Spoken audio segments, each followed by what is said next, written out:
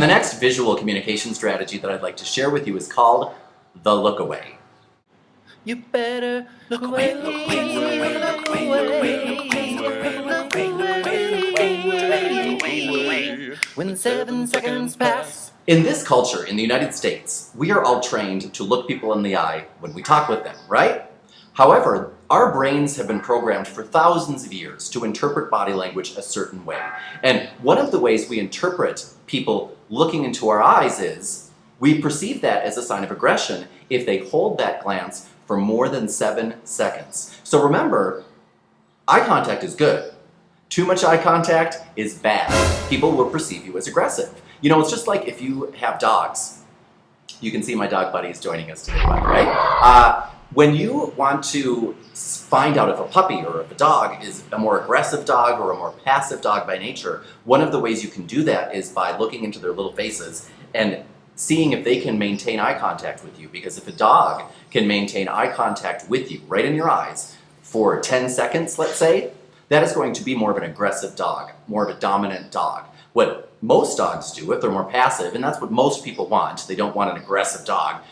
If you are looking into the dog's face, they'll look back at you and they'll look away. You ever notice that? How if you have a dog, you'll do that. You'll look right into your dog's face and they'll look up at you, then they'll do this. That's because they know you are in charge. And if they were to stare you down, so to speak, that would be a sign of aggression, a sign of dominance. And they don't want to do that with you because they know that you're the one who's the dominant person in this relationship.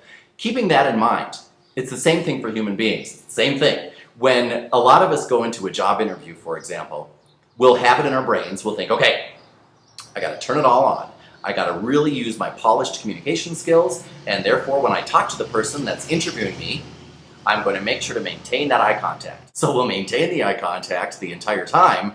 And basically what that person will feel like is, yeesh, it's like a stare-down contest. And remember that if you leave that job interview, or if you leave that presentation, or if you leave that meeting with a client, and you stared them down the whole time, they might think, well, I really liked the information they presented. Boy, they were really good at maintaining eye contact. They were a very powerful communicator, but you know, something about them just gave me the creeps because you stared them down, and that's creepy. Also, a lot of people, when we are learning or when we're practicing maintaining eye contact more, a lot of times we'll maintain that eye contact and inadvertently our eyes will open up a little bit too wide, like this. I had a young lady in a conference once say to me, you know, my boss sent me here because he says that I'm more of an aggressive personality type, and I just don't know why he says that. Maybe you can help me out. I'm not aggressive at all. I'm more of a passive person by nature. And I remember talking with her and cluing her in that, yeah, one thing you can do is close your lids a little bit. Because remember that if you can see the entire iris of the eye, that is also a sign of aggression. It's also a sign of psychosis. So you want to watch that and make sure that you're not opening up your eyes too wide. Because some of the people who are watching this right now have had people tell them, you can be a little intimidating sometimes, or you can come off a little harsh or aggressive. And one of the things that you may be doing, and probably do if you're an aggressive personality type by nature, is you stare people down and your eyes are open too wide. So remember, about every 7 seconds when we are communicating with somebody, what we want to do is just maybe look down and look back up. We don't want to, of course, stare all over the room, and you want to try not to look up when somebody's talking with you or when you're communicating with somebody. The way that most people will perceive it as comfortable and inviting is if you're talking with them about every 7 seconds or so, if you haven't broken eye contact, which most of us do naturally. Most of the time during any conversation, it's natural to break eye contact while we think about stuff, and that's what most people do. But again, some of us, we don't do that.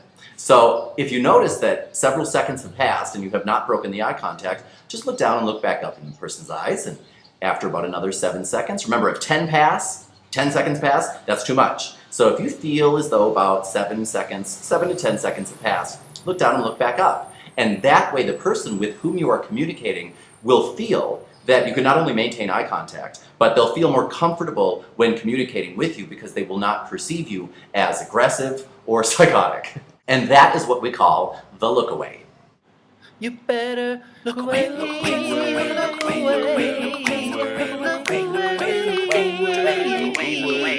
When 7 seconds pass. And now I'd like to talk about a couple of danger phrases and power phrases for work and for home.